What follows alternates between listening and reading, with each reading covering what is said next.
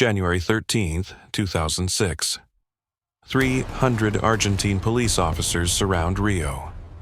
Inside, 23 hostages lie face down on marble floors, while masked gunmen wave pistols at their heads. One wrong move and this becomes a massacre. The gang leader demands pizza. The negotiator thinks he's insane, but he's not. Because while every cop in Buenos Aires watches the front door, a second crew is already below their feet inside the vault, stuffing $19 million into duffel bags. The hostage crisis above, pure theater. The guns, toys. The real heist is happening underground, and it's been running for 2 hours. In 7 minutes, these thieves will disappear from a completely surrounded bank. They'll leave behind hostages, humiliated police, and a note that reads, "Without weapons or grudges, it's just money, not love." The entire country will call them heroes, but one of them is about to lose everything, betrayed by the person who should have protected him most. How did 6 men outsmart an entire nation? And how does the perfect crime end? December 2003. Fernando Arjo lights his 4th joint of the day in his Buenos Aires apartment. The struggling artist stares at newspaper clippings of the Ramalho bank siege, the 1999 disaster where police stormed a bank, killing 2 hostages on live television. Arjo sees something else in those images. An opportunity. He sketches on a napkin.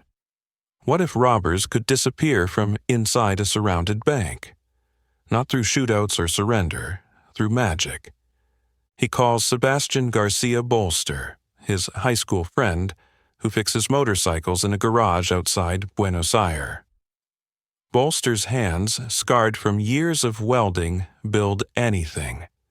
His family lost about $80,000 when banks collapsed in 2001. Their life savings evaporated overnight. When Arjo proposes robbing Banco Rio, Bolster doesn't laugh. He asks how. Arjo spreads blueprints across Bolster's workbench. Banco Rio in Acasuso sits above storm drains that connect to the Rio de la Plata, and the vault extends into the basement. During business hours, motion sensors deactivate so employees can access safe deposit boxes. The idea is simple. 2 teams strike simultaneously. One stages a hostage situation upstairs, pure theater to mesmerize police, while another enters through tunnels below to empty the vault. No violence and no casualties, just misdirection on an unprecedented scale. Bolster traces the sewer lines with his finger. The tunnel would need to run 150 meters through active drainage pipes, break through 2 feet of reinforced concrete, and all without detection. Impossible for most, but not for an engineer who spent his life building the impossible. They choose Acasuso for a reason. After Argentina's banking collapse seized middle-class savings accounts, wealthy clients stopped trusting banks with their money. Instead, they stuffed safe deposit boxes with untraceable assets, cash, gold, and diamonds.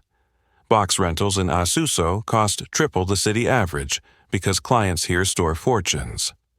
Unlike serial-numbered bills from teller drawers, valuables from private boxes can't be tracked once stolen.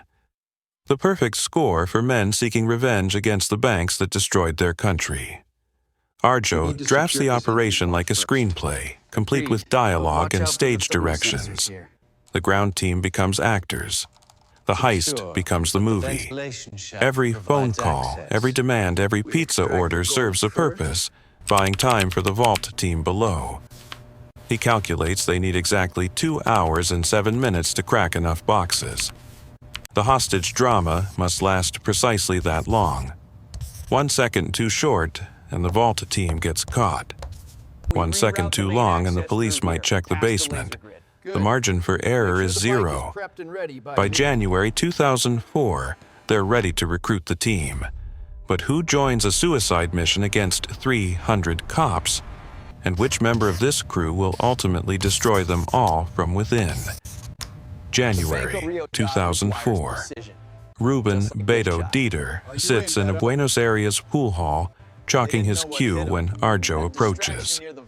Beto robbed 17 banks with the Superbond gang throughout the 1980s. He knows vault layouts, police response times, and hostage psychology. He also knows Arjo's father from the neighborhood. When Arjo mentions the Banco Rio plan, Beto doesn't flinch. He asks 3 questions. How much, how many guns, and how many men? $20 million minimum with 0 real weapons and 6 men. Beto agrees on one condition. He brings his own partner. Luis Mario Vite, nicknamed the Uruguayan, enters the conspiracy through Beto. Former military, trained in combat tactics, Vite specializes in intimidation without violence. He once held 43 hostages for 6 hours using only psychological pressure. Never fired a shot. His presence alone makes people comply. Vite studies Arjo's script, noting each tactical weakness. The fake guns need weight to look real. The hostages must believe the threat without experiencing harm. Every actor needs specific dialogue to maintain the character. Vitet rewrites sections with military precision. Through underground contacts, they recruit Alberto Doc Solis, another Superbond veteran who spent 8 years in prison perfecting the art of patient planning. Doc insists on surveillance. For 3 months, he photographs every angle of Banco Rio. Employee shift changes at 8:47 a.m. Armored truck arrivals at 2:15 p.m. The manager takes smoke breaks at 10:30 a.m. behind the building. Doc creates a minute-by-minute timeline of the bank's rhythms. He discovers the golden window, Friday afternoons between 12:30 and 3:30 p.m., when wealthy clients visit their boxes before weekend trips and vault security relaxes. Julian Zalo Chaveria joins as the getaway driver, the only member who won't enter the bank. A former racing mechanic, he modified engines for illegal street races until a crash ended his career. Zalo Chaveria scouts 17 escape routes from storm drain exits. He times police response from every precinct, 13 minutes from Acasuso Station and 18 minutes from Santa Cedro. He'll wait at a manhole cover 3 blocks away, engine running, ready to extract the tunnel team. 1 delay, 1 wrong turn, and everyone gets caught. Bolster, now nicknamed the Engineer, begins his reconnaissance underground. He enters storm drains at 2 a.m., wearing a wetsuit and headlamp. The tunnels reek of sewage and methane. Rats scatter from his light. He measures distances with laser precision. The main drainage pipe runs directly beneath Bank Rio's vault, separated by 24 inches of reinforced concrete. He'll need specialized equipment, a pneumatic hammer that operates silently underwater, industrial-grade water pumps, and reinforced lumber to prevent collapse. The shopping list totals about $5,000. They'll fund it by robbing a smaller bank first, which they do successfully in late 2004. By December 2005, the crew is complete. 6 men united by different motivations: revenge, money, adrenaline, but bound by Arjo's singular vision. They rehearse in an abandoned warehouse, running through every scenario.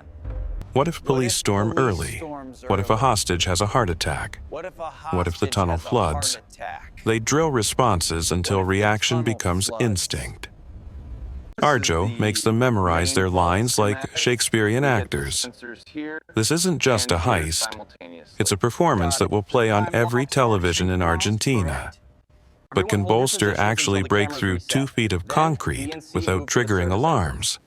And which team member will betray every single one of them? September 2005. Bolster descends into Buenos Aires' storm drains, carrying a waterproof bag of power tools. The tunnel stretches ahead, a concrete artery pumping sewage toward the Rio de la Plata. He's mapped this route 47 times. Tonight, he begins cutting. The pneumatic hammer bites into concrete beneath Banco Rio. Each strike sends vibrations through pipes that could alert anyone above. He works in 10-second bursts, listening for footsteps, alarms, anything. 4 hours later, he's penetrated 6 inches. At this rate, breaking through will take 15 nights. October brings complications. Heavy rains flood the tunnels, forcing Bolster to install pumps that run on car batteries. He builds wooden supports to prevent cave-ins, hauling lumber through sewage in complete darkness. One night, methane levels spike so high, his detector screams warnings. He retreats and returns with an oxygen tank. Another night, he encounters a homeless man living in the tunnels who runs at the sight of Bolster's headlamp. The next morning, Bolster scans newspapers for reports of suspicious activity. Nothing, so he continues. Above ground, the crew conducts surveillance with scientific precision. Vitae poses as a customer, opening a checking account to study the interior layout.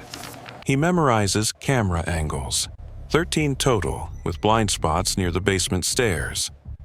Doc photographs employees, learning their names, their habits, and their weaknesses. Manager Diego Manzone arrives earliest, leaves late, and carries the vault keys on a chain. Guard Carlos Perez, 58 years old, 2 years from retirement, never draws his weapon during monthly drills. They build psychological profiles of every person who will be inside. On January 13th, Arjo scripts dialogue with obsessive detail. Walter, played by Vitae, will demand pizza at exactly 2:47 p.m., confusing negotiators who expect requests for helicopters or millions in cash. The absurdity serves a purpose. Pizza delivery requires approval from multiple commanders, buying precious minutes. Beto will release one hostage every 20 minutes, maintaining police hope for peaceful resolution. Doc will fire blanks at the ceiling at calculated intervals, just enough to prevent police from storming, but not enough to trigger assault. Every word and every gesture choreographed to control police psychology. December 20th, 2005. Bolster breaks through the final inch of concrete. His headlamp illuminates the vault floor above, smooth tiles he's seen only in blueprints. He's created a hole just wide enough for a man to squeeze through. He photographs the opening, seals it with quick, dry cement that he can break in seconds on the day. The tunnel is ready. 5 days before Christmas, the crew meets for final rehearsal. They run the entire operation in real time. 2 hours, 7 minutes from entry to escape. Zalo Chavaria practices the extraction route until he can drive it blindfolded. January 11th, 2006. 48 hours before execution, Arjo distributes replica weapons. Plastic Berettas weighted with lead to feel authentic. He hands out masks, gloves, and the coveralls Bolster's team will wear underground. They synchronize watches. The weather forecast for January 13th is clear skies and a temperature of 87 degrees Fahrenheit. Hot enough that police will avoid heavy armor. Perfect conditions for the performance of their lives. Doc asks what happens if someone gets killed, no matter if it's a hostage, a cop, or one of them. Arjo's answer is immediate. We abandon everything and run. This only works if no one dies. But how long can 6 men control 24 hostages without real bullets? And what happens when one of their own wives discovers their secret? January 13th, 2006, 12:28 p.m. Bolster enters the storm drain wearing coveralls and carrying an underwater sledgehammer. Behind him, Beto and Doc wade through knee-deep sewage. They reach the sealed entrance beneath Bank of Rio. Bolster strikes once. The cement plug crumbles. They're inside the vault. Above them, 23 customers and employees conduct normal Friday business, unaware that 3 men just materialized below their feet. 3 minutes later, at 12:31 p.m., Vitet, Arjo, and Doc walk through Banco Rio's front door dressed as businessmen. Vite approaches the information desk, asks about opening an account. The moment security guard Carlos Perez turns away, Vitet pulls his replica pistol. "Nobody move. This is a robbery." His voice carries military authority that makes everyone freeze. Arjo locks the front door. Doc herds customers against the wall. They work with surgical precision. No wasted motion and no hesitation. Within 90 seconds, they control the entire bank.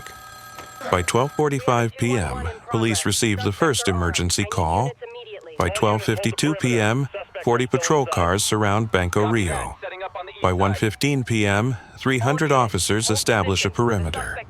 Helicopters circling in the air and snipers position on rooftops. Inside, Vite, now Walter, begins his performance.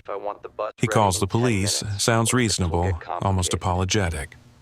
"We don't want anyone to get hurt. We just need time to think." He releases bank teller Marcela Fernandez to show good faith. She emerges crying, tells police the robbers seem nervous but not violent. Negotiators interpret this as weakness, but they're wrong.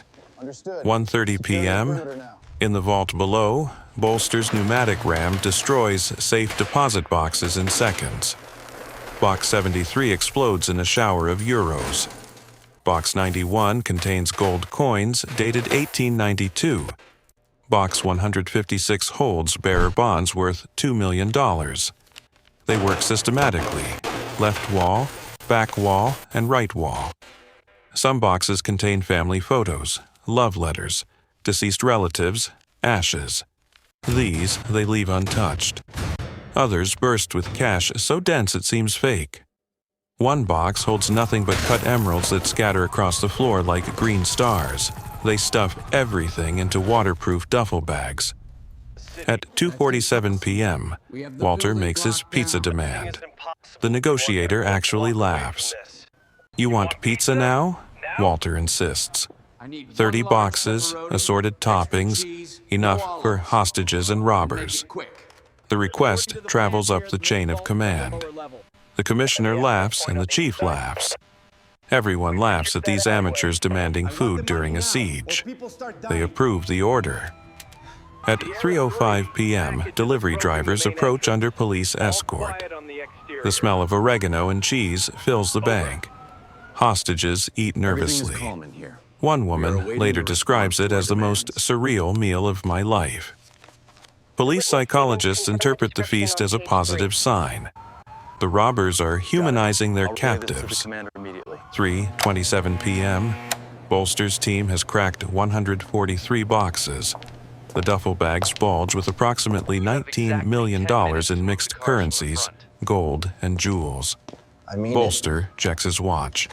Time to go. He tapes their message to the wall. In a neighborhood of rich people, without weapons or grudges, it's just money, not love. They lower themselves back through the hole into the drainage tunnel below. Vitet tells the final lie. "We're coming out, 5 minutes." He hangs up. 3:32 p.m. The tunnel team loads bags onto an inflatable raft, paddling through sewage in total darkness. 3 blocks away, Zalo Shavaria waits at manhole cover 47B. One by one, they emerge soaked, stinking, victorious. They pile into his van. At 3:33 p.m., while police still surround Bank of Rio, the real robbers are already gone. The van disappears into traffic. Inside the bank, Vite leads hostages to the basement conference room. "Stay here. Don't move for 10 minutes." He locks them inside, places toy guns by the door, and the upstairs crew vanishes down the hole. How long before police realize the bank is empty, and which robber's marriage is about to explode, taking everyone down with it? 7:45 p.m. 4 hours later, SWAT teams storm Banco Rio. Flash grenades explode. Officers sweep rooms, shouting clear. They find 23 hostages locked in the basement conference room, traumatized but unharmed. They find toy guns arranged in a neat row. They find pizza boxes, some still warm. They find no robbers. Commander Miguel Cleo radios headquarters. The subjects have vanished. There is silence on all channels. Then someone asks, "What do you mean by vanished?" 8:15 p.m. Detectives enter the vault. Safe deposit boxes hang open like mouths screaming. The floor glitters with scattered pearls and torn velvet.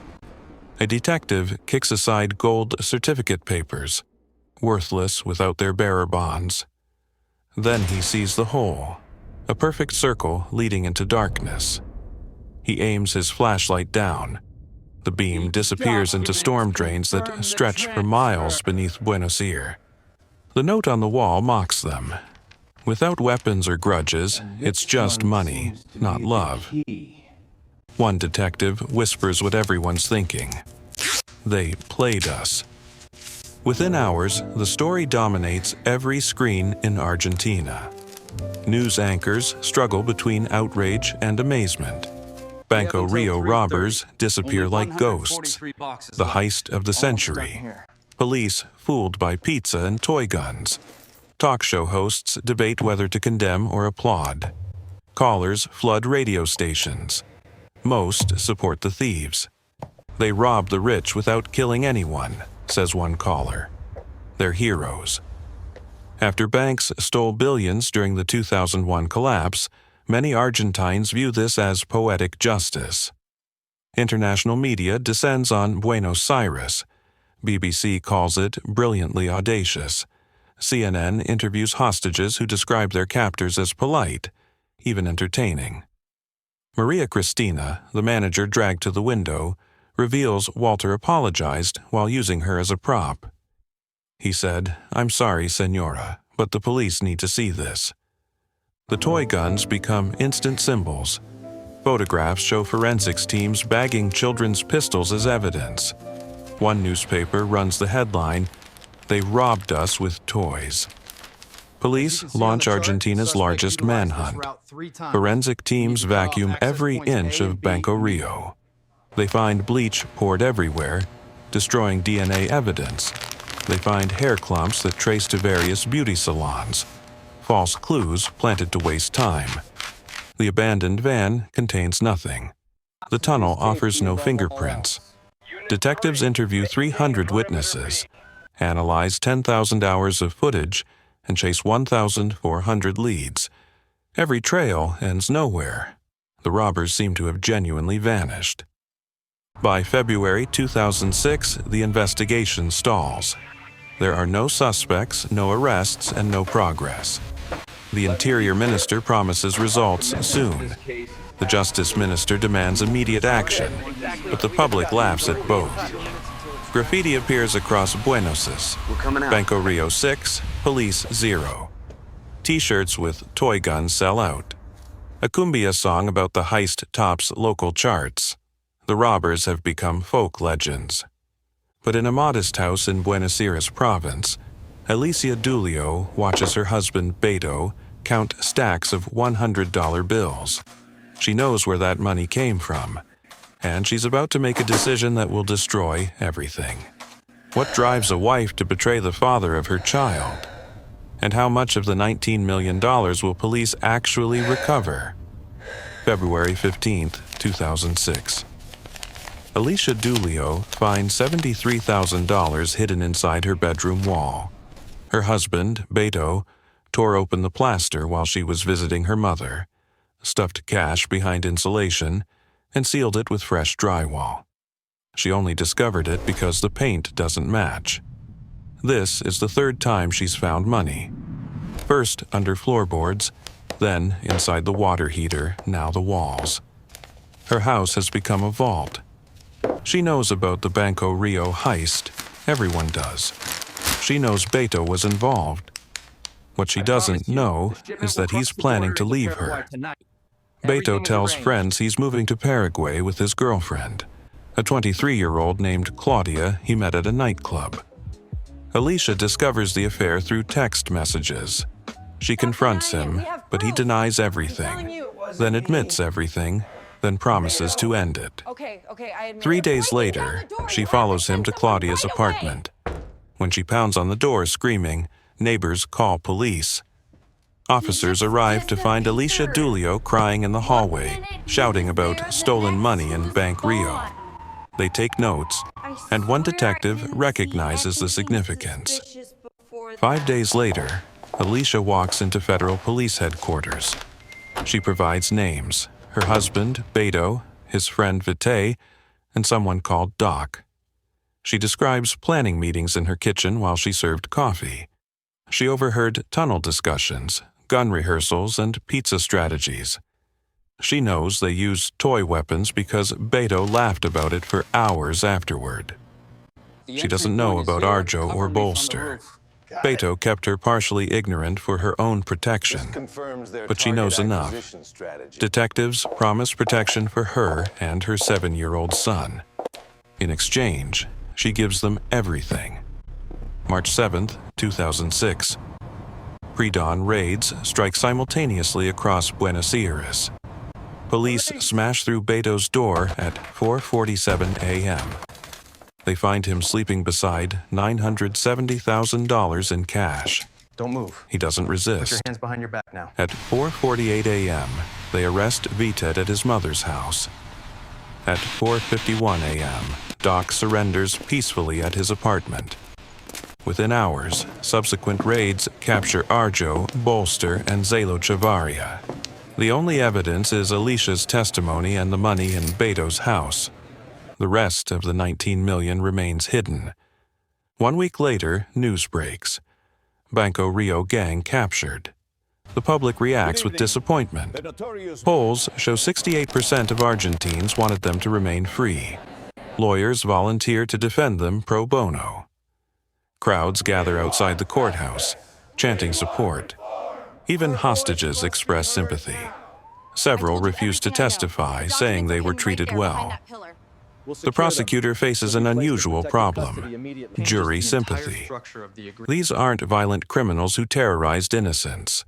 They're artists who embarrassed authority. The trial becomes theater itself. Arjo, ever the performer, treats court like a stage. He explains the heist as a work of art against financial oppression. Bolster describes the tunnel engineering with professor-like precision, making jurors laugh. Vitae maintains military bearing, never breaking character. They don't deny guilt, they deny shame. When asked about the missing millions, Arjo smiles. What money? We took toy guns to a bank. The prosecutor cannot prove how much was stolen. Safe deposit boxes aren't registered, so their contents are unknown. Box owners claiming losses can't document what they lost without admitting tax evasion. Sentences range from 9 to 15 years. By 2020, all are free. Arjo writes a book, sells movie rights, and gives university lectures on creative resistance. He claims everyone won. Police got fame, prosecutors got promotions, and we got rich. Argentina got entertainment.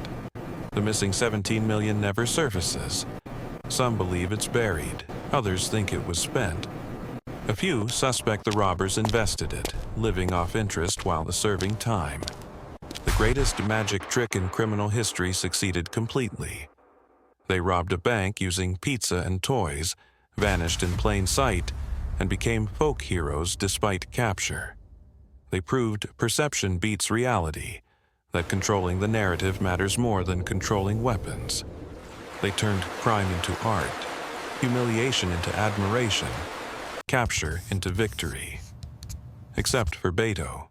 His wife got revenge, his girlfriend got scared, and his friends got suspicious. He lost everything: money, family, respect from his crew. The man who helped pull off the perfect heist was destroyed by the oldest weakness: betrayal born from broken promises. The money couldn't save his marriage or buy loyalty. In the end, Alicia Dulio accomplished what 300 police couldn't: She made the magicians disappear.